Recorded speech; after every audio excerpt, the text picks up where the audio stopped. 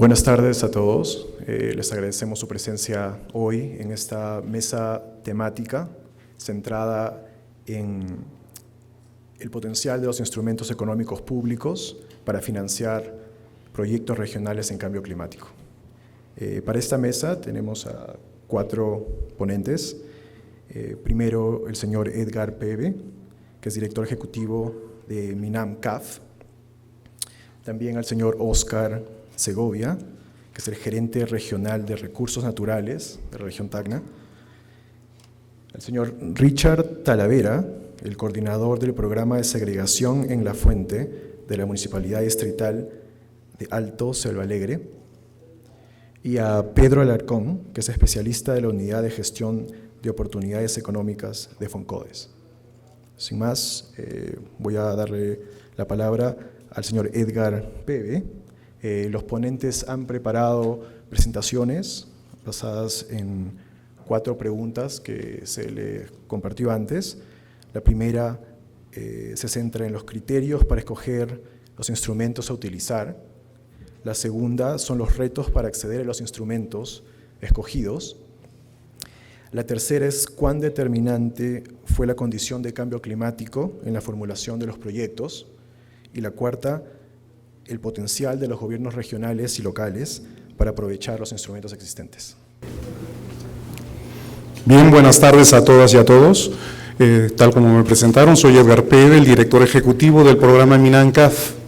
Es un programa relativamente nuevo en el Ministerio del Ambiente. Hasta el día de hoy el Ministerio del Ambiente era conocido como una institución netamente normativa, pero a partir del 2011-12 en adelante ya ha entrado a lo que es ejecución de programas y proyectos de inversión pública. Es toda una novedad. Un ministerio que había estado acostumbrado a la parte normativa en temas de gestión ambiental, en el tema ambiental, dar el paso para ejecutar proyectos no fue nada sencillo.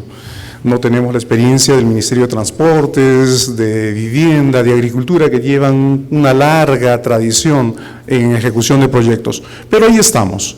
En primer lugar, cuando asumo la dirección ejecutiva de este programa en septiembre del año 2014, nos conocían al interior del programa como el Programa Interoceánica Sur. Para los que recuerden, en nuestro país a partir del año 2004 inició gestiones para construir una vía de integración con el Brasil y Bolivia. Es el Corredor Vial Interoceánico Sur, CEVIS en la jerga nuestra, y también, al igual que en el sur, también se previó la construcción de un corredor vial en el norte, el CEVIS 1, el Corredor Vial Interoceánico, ¿no?, que sale del puerto de Talara, ¿no?, recorre Piura, entra a Cajamarca, llega hasta Sarameriza y de ahí termina el tramo terrestre y empieza el tramo fluvial. Entonces, conecta de esta forma el Perú y Brasil. El corredor vial interoceánico central está todavía en proyecto. Y este programa y en el norte pudieran servir de buenos ejemplos de qué cosas se debe hacer bien, qué cosas no se deben hacer definitivamente, y digamos esa es la riqueza, la lección aprendida de este programa de inversión pública que compartimos con ustedes esta tarde. Tuvimos que cambiarnos de nombre.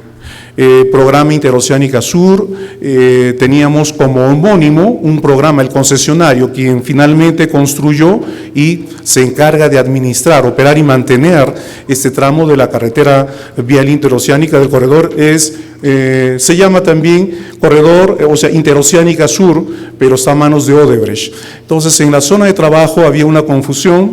Cuando a mí me preguntaban temas de Odebrecht. La verdad que nosotros no éramos los que nos encargábamos de la operación y mantenimiento de esta supervía. Entonces, estratégicamente decidimos ponerle desde una estrategia de marketing el nombre de programa MINAM+CAF.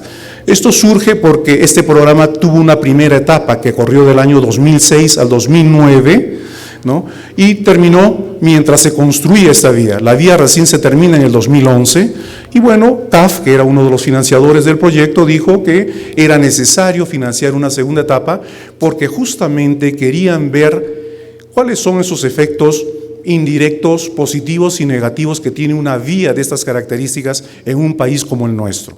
Financiaron una segunda etapa que corrió del año 2013, que es en la fecha en que se firma el contrato de préstamo con la CAF, y en términos operativos, para que conozcan la larga historia y sirva de experiencia. Una cosa es que recién se case la pareja de recién casados está saliendo de la iglesia y nadie se ha preocupado dónde van a vivir. Lo que quiero decir es que el programa no tenía lo fundamental en el sector público, los documentos de gestión, manual de operaciones, plan de operaciones, que si bien es cierto estaban en un momento bastante embrionario, no eran suficientes como para iniciar. En el sector público, cuando se manejan recursos públicos, hay que tener bastante cuidado. Esa operación tomó casi 2 años. En mayo del 2015, recién oficialmente el programa inicia sus operaciones y con el nombre de MINAM más CAF, porque en la primera etapa, en ese tiempo no existía el MINAM aparece en mayo del 2008, se llamó, la gente lo llamaba así, el programa CAF INRENA, por los ejecutores. El ejecutor era el Ministerio de Agricultura a través del INRENA ya no existe, digamos, y cuando aparece el MINAM en el 2008, ya en el 2011 se dice, bueno, usted que ya existe, ya sabemos que tiene este papel, pero va a tener que empezar a ejecutar este programa. Y lo tomaron y lo hemos tomado como un gran desafío. Simplemente lo que voy a hacer es tratar de rápidamente encuadrar lo que hace el programa para tratar de responder las 4 preguntas que se nos han hecho esta tarde. Mi nombre está allí, ¿no? Tengo la dirección ejecutiva del programa desde el año de 2014, septiembre de 2014, hasta el día de hoy. Y no es una experiencia muy larga, toda vez que, como vuelvo a repetir, hemos iniciado nuestras operaciones en mayo del 2015. Existimos a partir de ese momento, es decir, cuando podemos hacer las transacciones vía los aplicativos informáticos del sector público, en este caso el CIAF. Entonces ya empezamos a circular vía CIAF, existimos. Y bueno, el programa básicamente, como les diría rápidamente, busca responder una gran pregunta: ¿cuál es el impacto que tienen vías de este tipo? Estamos hablando de un corredor vial que integra 2 países, ¿no?, sobre los ecosistemas andinos y amazónicos, sumamente frágiles, ¿no?, por donde atraviesa. El primer impacto, como decimos en las presentaciones que hacemos del programa, es haber colocado esta carpeta asfáltica o de concreto en medio de este territorio. Eso es un primer impacto, la ocupación del territorio por una infraestructura de esas características. Ese impacto directo tiene a su vez otros impactos, que son los que son materia de preocupación nuestra. Son de tipos sociales, ambientales, económicos, culturales, de todo tipo. Nos centramos por lo general en los aspectos sociales y ambientales de una infraestructura de estas características.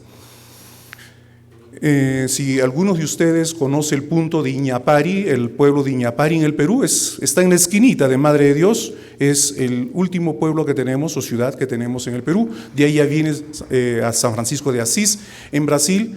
Desde Iñapari, los que concibieron este corredor dijeron: vamos a unir Iñapari con algún punto marítimo. La idea era facilitar el traslado de productos del Brasil para que utilicen un punto marítimo en el Pacífico y puedan llevar su producción, sus productos, en especial sus commodities más importantes, entre ellas la soya, y evitar pasar por el Canal de Panamá o el Estrecho de Magallanes. La alternativa parecía bastante atrayente y por eso se hizo este corredor. Tuve la oportunidad de trabajar en el Ministerio de Economía en ese tiempo, en el 2003-2004, justamente en la evaluación de este proyecto, ¿no?, los economistas como yo tenemos ya una metodología establecida, existía o existe hasta el día de hoy el Sistema Nacional de Inversión Pública, sujeto en este momento a una transformación bastante fuerte en este momento, y 10 minutos. Y bueno, el proyecto originalmente no fue aprobado, pero finalmente se hizo, ahí está. No podemos llorar ya sobre la leche derramada. Rápidamente, miren esto. Esto es Mazuco, Camino Mazuco, un partido de fútbol para los que practican este deporte dura 90 minutos. En 90 minutos se deforesta en la Amazonía el equivalente a 43 canchas de fútbol. Esta información es del 2011. Esta semana leí un artículo en Gestión y decían que la población migrante que está entrando al Brain, el nivel de deforestación es muchísimo mayor. Ahí tenemos un problema tremendo para los que han estado en las presentaciones de la mañana. Rápidamente, el tema de deforestación, ¿no? Es un principal contribuyente a lo que es cambio climático. Miren este deporte que existe todavía en algunas partes de nuestra Amazonía, y esto no es población, digamos, nativa que está abriendo una nueva chacra, ¿no? Simplemente están ampliando la frontera agrícola para poner determinados cultivos. Con esto se va, imagínense, un ecosistema de llanura amazónica realmente importante.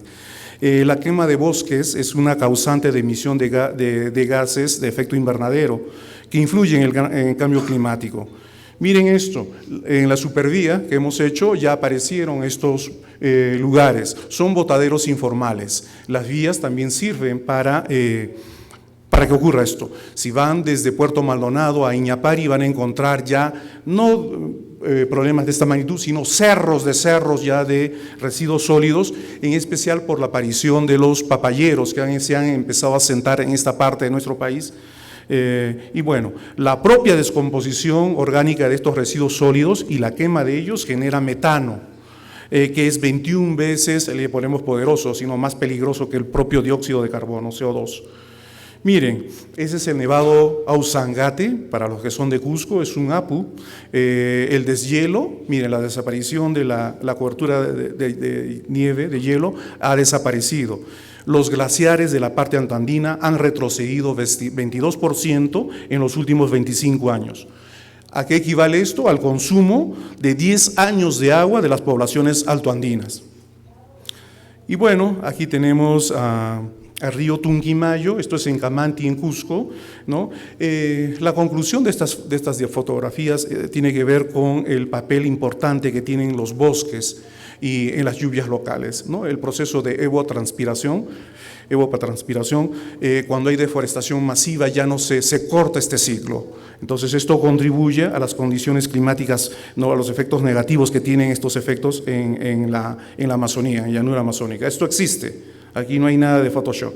Este es el famoso Cerro Vinicunca en Cusco, entre Cusipate y Pitumarca en Cusco, merecedor a un proyecto de inversión pública financiado por el programa. Básicamente, el mensaje del programa MINAM es el siguiente: el MINAM sí le ha entrado fuerte, tal como lo dijo la señora ministra esta mañana. El tema de competitividad, sí, de frente, vamos a entrar. Nosotros no partimos de esa visión parquista que aún subsiste en algunos sectores del sector público, donde ven la Amazonía como un lugar donde no hay que entrar ni tocar nada. Postulamos el concepto de conservación productiva, ¿no? Postulamos el concepto de hay que preparar a la gente, a los funcionarios públicos locales en los procesos de gestión ambiental. En la mañana también se decía en el panel de competitividad, necesitamos funcionarios que sepan redactar buenos proyectos de inversión. Porque al final del día, en los instrumentos económicos, si queremos hablar de fondos nacionales, queremos hablar de canje de deuda, que son los instrumentos más importantes, queremos hablar de garantías, de préstamos, como es el caso del programa MINANCAF, necesitamos gente. Es como salir a jugar esta noche si Melgar tuviera que salir a jugar con el Barcelona. La verdad que me reservo el resultado, pero se trata de capacidades y fundamentalmente el programa apuesta por eso. De allí que también financiemos proyectos de inversión pública, pero ambientales, de 5 tipos, de una larga data, de una larga colección o de tipos de proyectos de inversión pública. Proyectos del tipo, por ejemplo, belleza escénica, no han sido trabajados aún en su verdadera magnitud. Es todo un desafío para el programa diseñar proyectos de inversión pública que tengan que ver con belleza escénica, ¿no? Principalmente. Y rápidamente alguien dijo, creo que Alberto Suárez, creo que es nuestro moderador, dijo algo muy importante y con lo cual compartimos. ¿Qué cosa nos ha pasado? ¿Qué cosa debe pasar por la mente de la persona que entra a un bosque y lo devasta y deja el territorio, y lo deja para sacar unos cuantos gramos de oro? Y la verdad, así como recibe el dinero, también se le va el dinero rápidamente. Tiene que haber una suerte, tenemos que recuperar esa conexión emotiva con la tierra. Yo creo que los millennials y la gente que viene detrás de ellos van a hacer ese cambio. Por eso es que nos interesa inclusive desarrollar proyectos de educación ambiental desde el jardín, desde los niñitos en Puerto Maldonado, en Cusco, en Puno, que son nuestros ámbitos de trabajo. Bueno, estamos financiando iniciativas, no le tenemos miedo al tema competitividad, innovadoras de gente organizada. Allí en una de mis bolsas, esas flores, por favor, Sandra, mi asistente, les va a mostrar 2 rosas. Cualquiera puede creer que son de Cusco o de Puno, pero no son ni siquiera de Arequipa. En realidad, esas rosas es un milagro de producir a más o menos casi 3.800 metros, 3.500 a 3.800 rosas que no tienen nada que envidiar, ya se han abierto por el tiempo que están acá, desde el lunes, pero la producción de rosas en invernadero, en comunidades campesinas de Quiquijana, en Cusco, es un milagro. Eso va a cambiar la forma de cómo se hacen las cosas. Ya basta con la papita que podían sacar o con el maíz que a duras penas podían lograr. Ahora se está cambiando Quiquijana con la producción de rosas orgánicas en invernadero. Esas son iniciativas, más de 40 iniciativas que financiamos. Fortalecemos las capacidades de los funcionarios públicos en gestión ambiental y ordenamiento territorial. Y finalmente, para que no se olvide esto, registramos estas lecciones y proponemos políticas de Estado en todas las líneas de trabajo que tenemos como programa.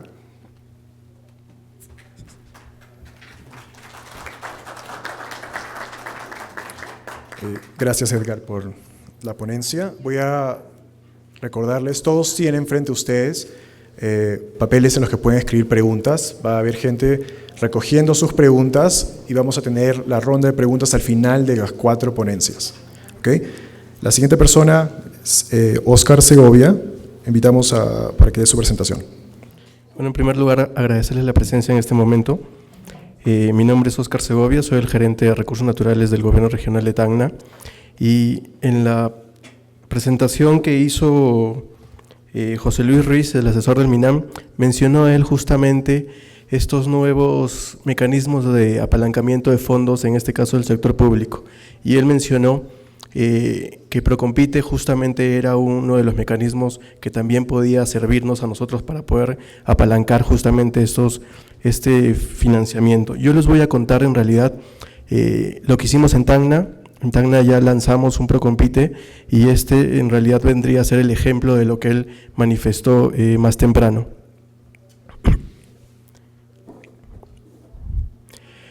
Mencionó también José Luis que ese Procompite, yo lo estoy también colocando aquí. En realidad hay una ley que nos permite a los gobiernos regionales y locales poder disponer del 10% de nuestro presupuesto, sobre todo para temas de inversiones, para poder implementar un fondo concursable como los que existe ahorita en una serie de mecanismos. Pero la finalidad de este Procompite no solamente es colocar este fondo concursable, sino que es una iniciativa de apoyo a la competitividad, en realidad, ¿no? A la competitividad productiva. Ahora, obviamente para mejorar cadenas productivas que el mismo gobierno regional decide a implementar o a lanzar a concurso. Entonces estos fondos concursables en Tacna por primera vez en el año 2015 se plantearon y se escogieron 4 cadenas productivas.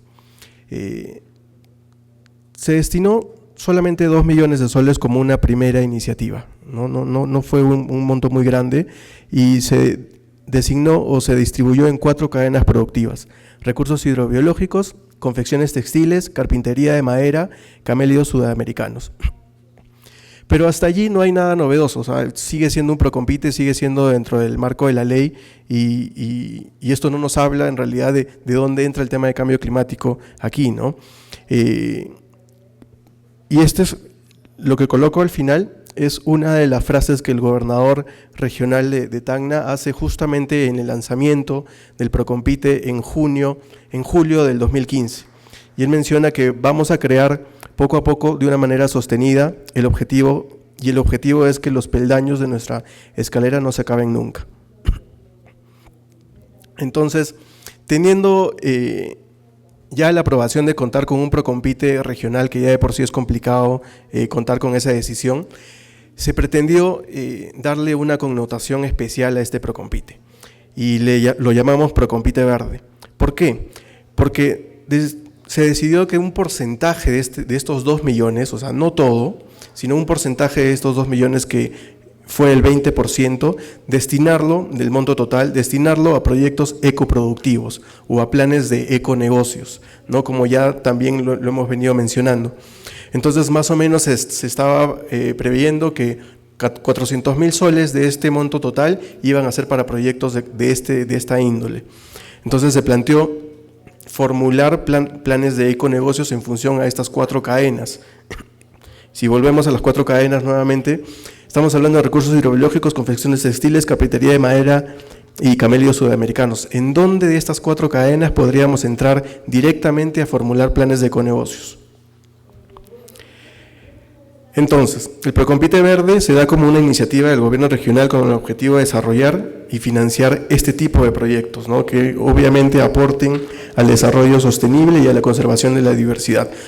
Ahora, es complicado poderle decir a una asociación productiva o alguna comunidad campesina que esté asociada, hazme un proyecto ecoproductivo o hazme un proyecto ecoeficiente o un econegocio. Entonces ahí es donde entró la Gerencia de Recursos Naturales y el Gobierno Regional a apoyarlos a formular justamente estos proyectos.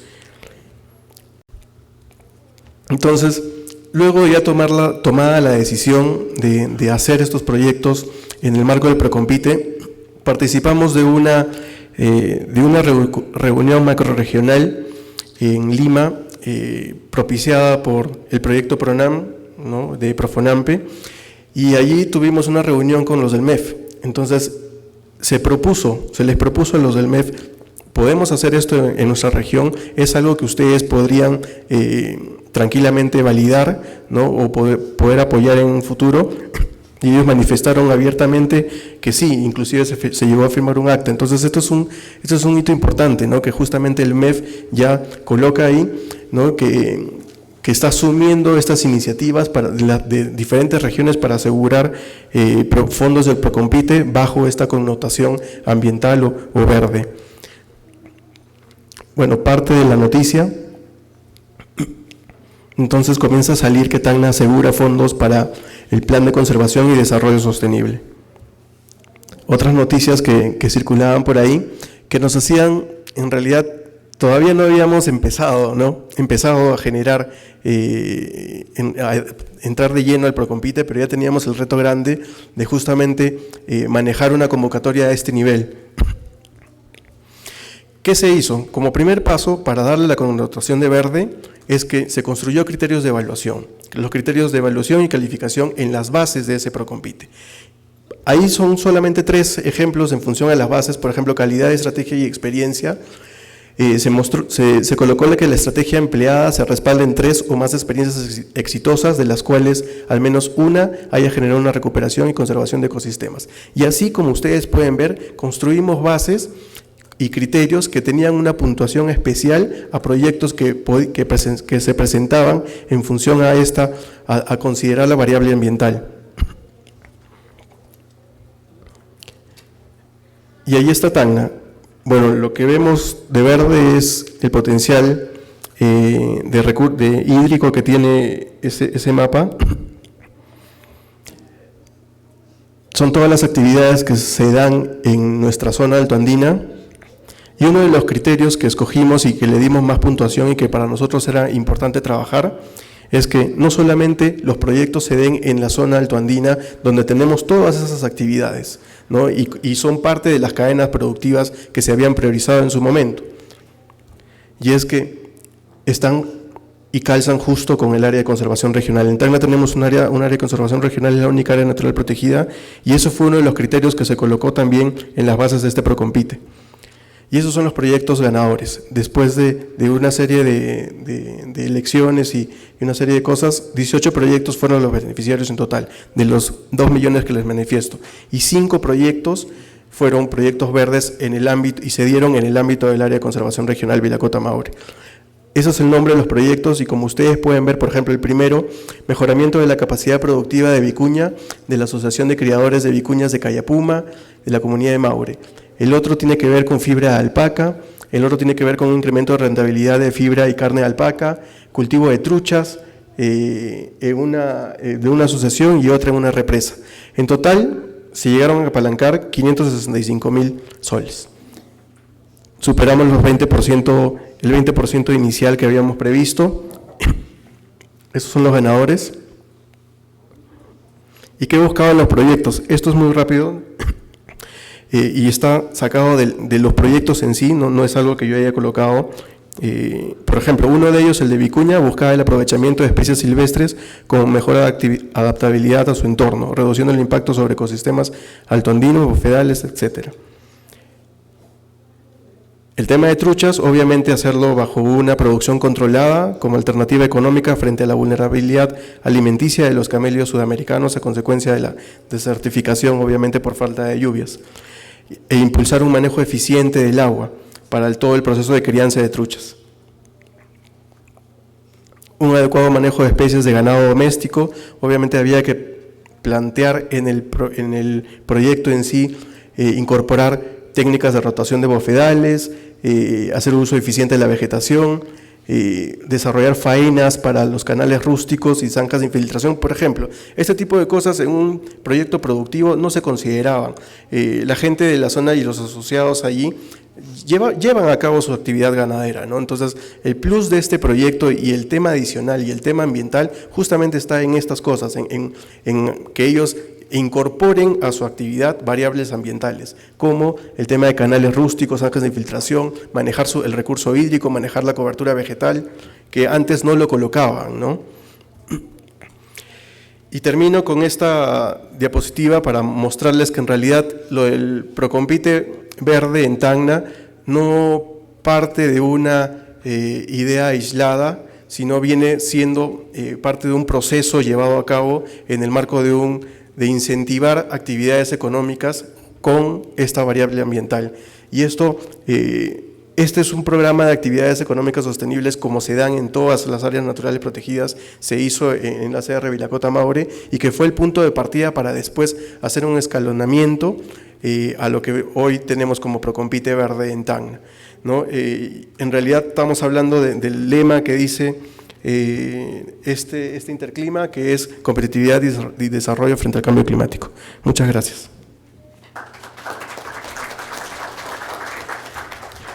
Gracias, Oscar.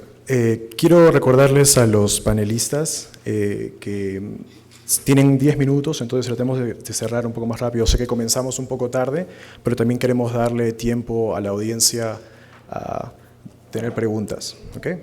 Entonces, la siguiente persona es Richard Talavera, que es coordinador del programa de segregación en La Fuente de la Municipalidad Distrital de Alto Selva Alegre.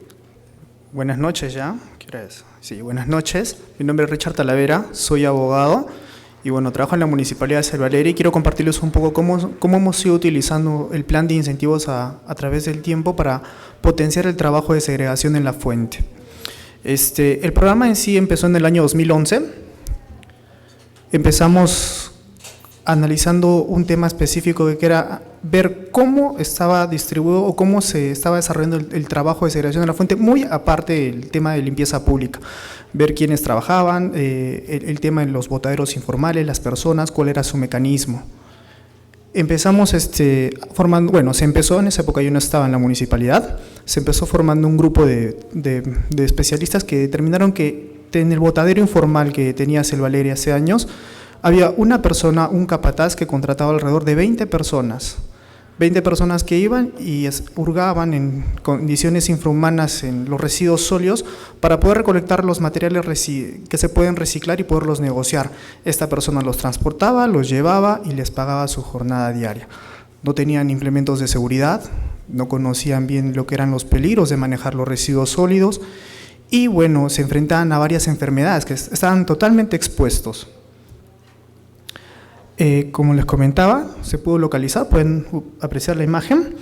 Lo primero que se hizo fue identificar a esta persona que contrataba, se les invitó a estas personas a formar mesas de diálogo, a invitarlos para que puedan participar dentro de estas. Lo que se buscaba era saber cuáles eran sus necesidades en sí. Uno, obviamente, el tema era la parte económica, pero que además de la necesidad económica les justificaba o los motivaba para trabajar en esas condiciones.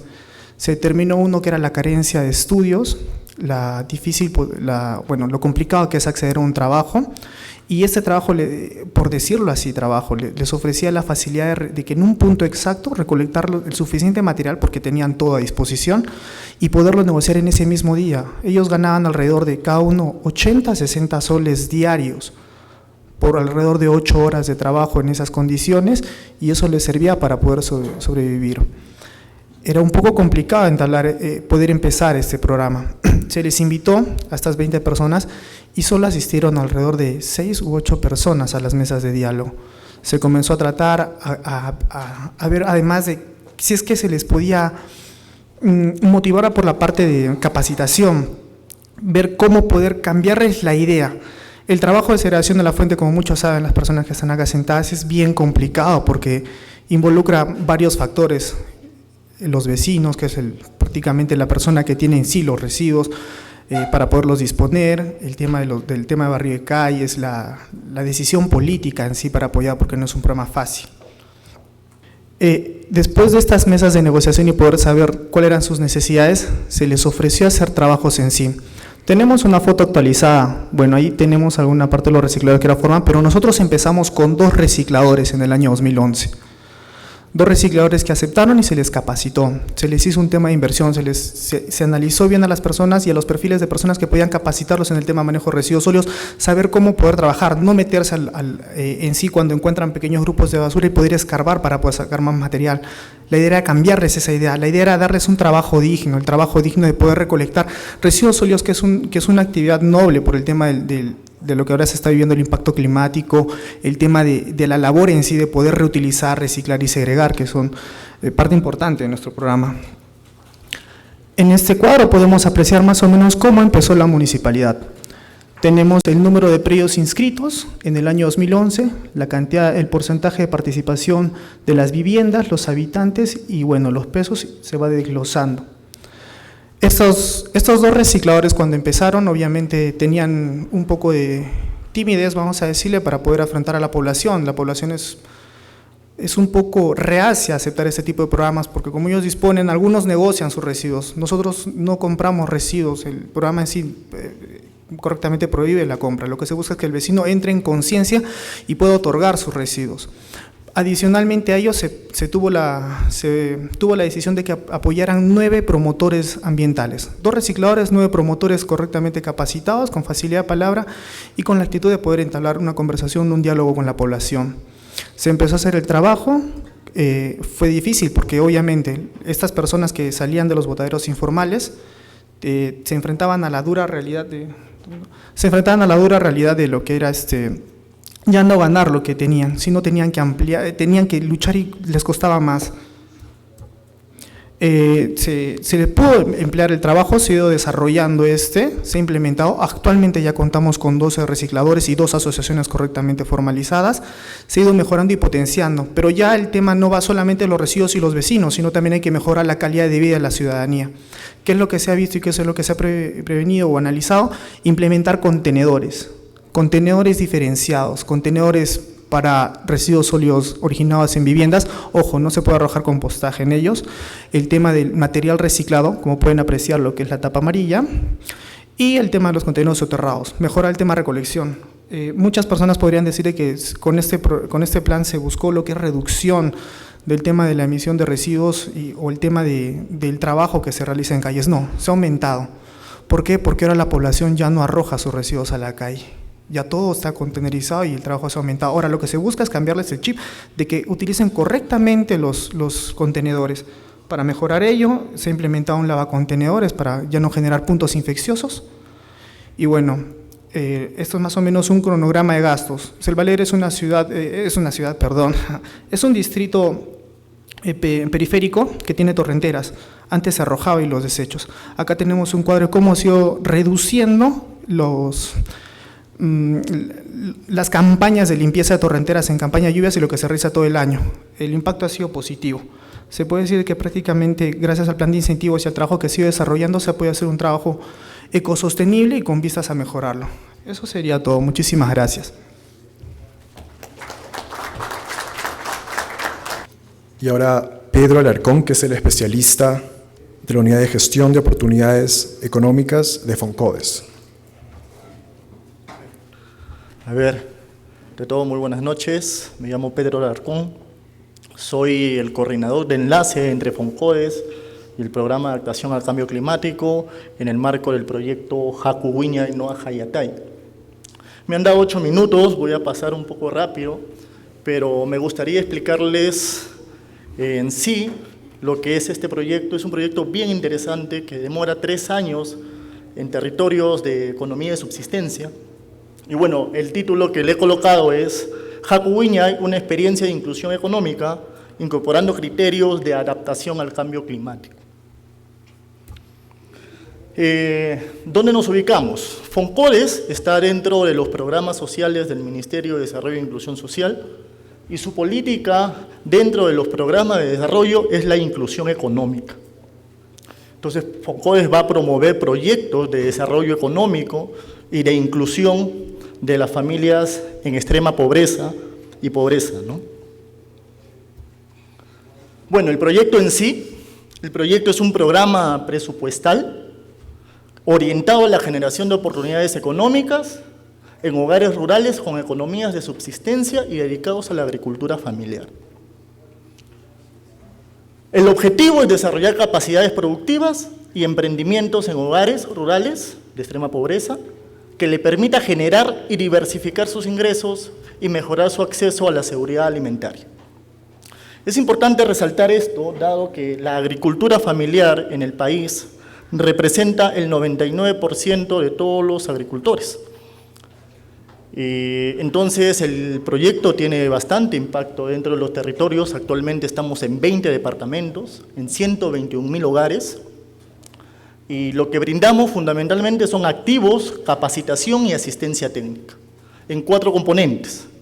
Uno que es fortalecer los sistemas de producción familiar, la vivienda saludable, la promoción de negocios rurales inclusivos y el fomento de capacidades financieras.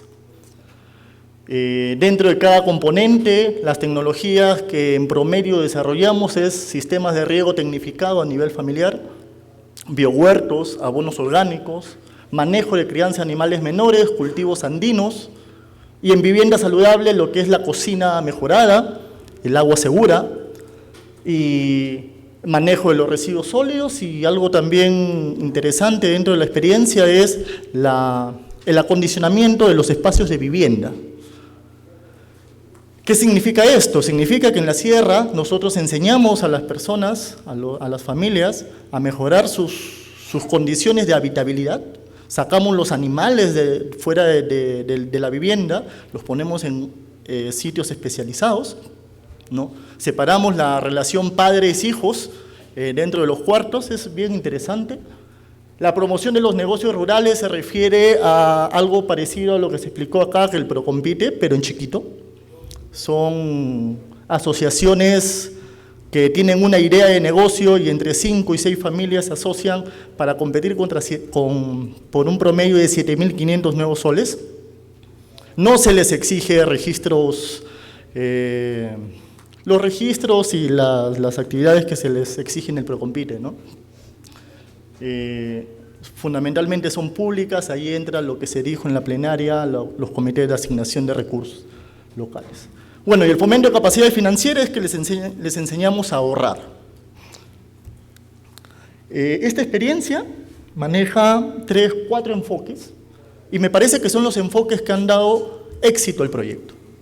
Un enfoque es el enfoque de demanda. ¿Qué quiere decir el enfoque de demanda? Quiere decir que el propio usuario, la propia familia, identifica qué necesidades de tecnología quiere trabajar.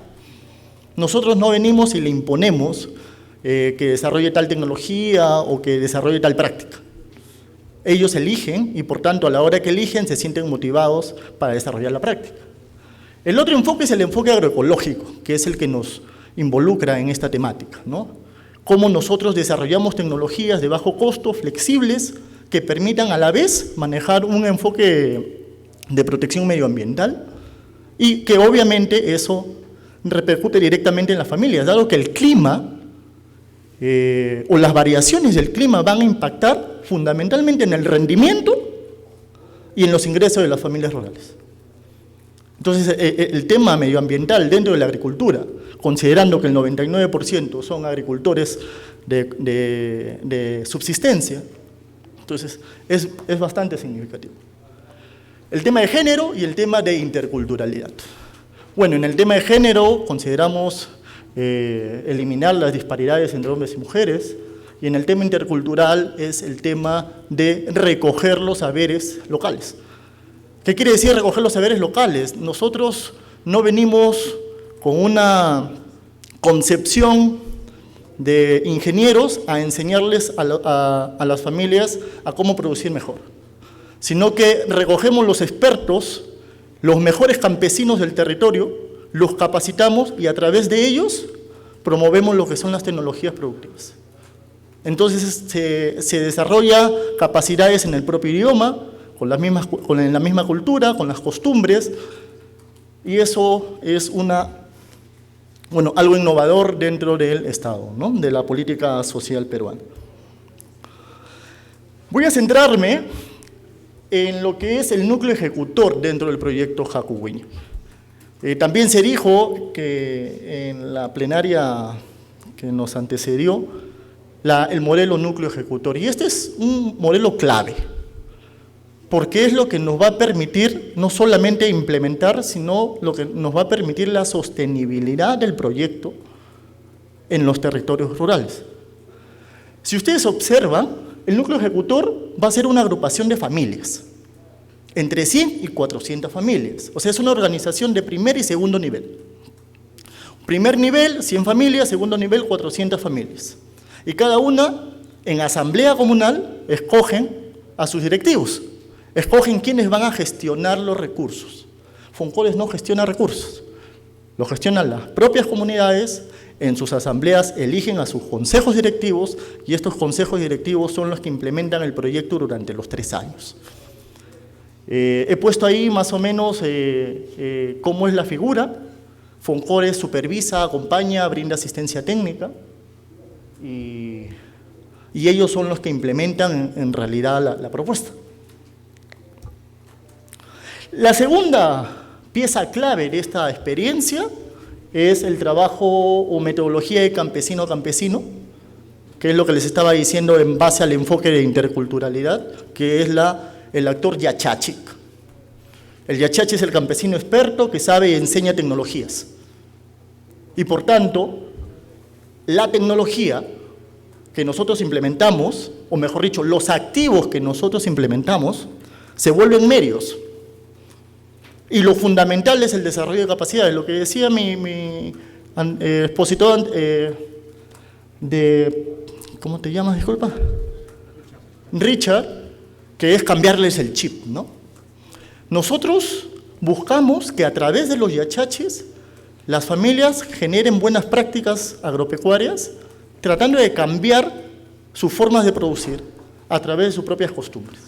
Entonces la tecnología no es el fin, o mejor dicho, los activos no son los fines, sino es un medio para el logro de los objetivos. 1 minuto.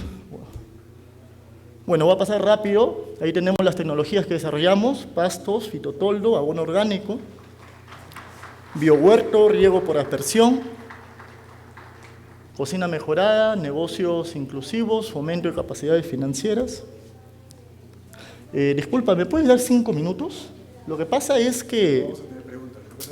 sí, voy a tratar de ser breve, porque dentro de la plataforma que me dieron 15 minutos, entonces yo programé para que sea 15. Entonces voy a ser breve, pero te pido un poquito de consideración. Entonces, ¿qué es lo que quiero explicar con esto? Eso es el proyecto en sí. Pero el proyecto en sí tiene un abordaje al tema medioambiental, a los impactos del cambio climático, a través de un convenio que nosotros desarrollamos con el Programa de Adaptación al Cambio Climático, a través del BETAS. Un convenio que se desarrolla desde el 2013 al 2016, que fortalece el enfoque agroecológico dentro de las tecnologías que se desarrollan en el proyecto y que lo institucionaliza. ¿Qué quiere decir? Que empezamos en piloto y después nos hemos ampliado a nivel nacional, ¿no? Participaron Foncores, participó el BETAS, participó PREDES, la Asociación Libélula sobre 4 aspectos, ¿no?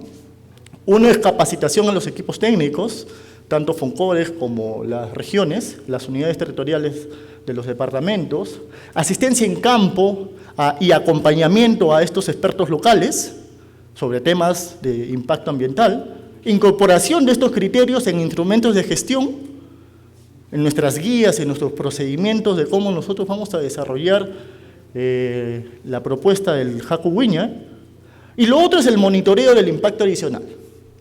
¿Cuánto de todo el trabajo que se ha desarrollado con el convenio ha logrado hacer los márgenes diferenciales entre proyectos que no tienen este criterio y los proyectos que sí tienen estos criterios de adaptación al cambio climático? Entonces, bueno, esto ya lo voy a pasar, ustedes ya lo saben, existen en la sierra altas temperaturas, existe una reducción de la temporalidad de las lluvias, disminución y pérdida de la cobertura vegetal y las sequías prolongadas. Quiere decir que los cambios climáticos impactan en el rendimiento y en los ingresos de las familias. Y por tanto, abordar proyectos de desarrollo local tiene que ver o tiene que considerar exclusivamente lo que es los impactos medioambientales. Lo que ya les he dicho, 2013-2016 hemos tenido un proceso de escalamiento, el PAC ha brindado capacitación, acompañamiento a especialistas. Estos son materiales que hemos logrado desarrollar en el marco de las 6 tecnologías que hemos trabajado con ellos, que es sistemas de riego, biohuertos, siembra y manejo de pastos, crianza de cuyes, producción de abono orgánico y siembra y cosecha de agua. Y para estos materiales técnicos hemos desarrollado videos educativos y programas radiales.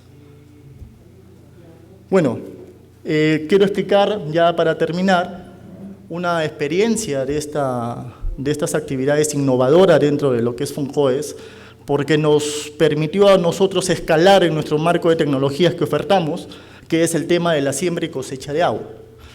Gracias a la experiencia con el PAC hemos logrado adaptar y introducir esta tecnología dentro de la oferta de tecnologías que ofrece el proyecto, y ahí estoy poniendo la experiencia que se desarrolló en Cusco y la experiencia que se desarrolló en Cotaruce.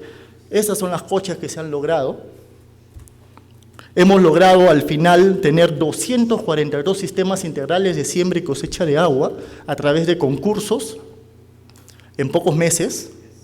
Estamos hablando de 3-4 meses nada más, por la propia estructura organizativa que tenemos a nivel de núcleos ejecutores, a través de Yachachis, y recogiendo la estructura organizativa de las propias comunidades.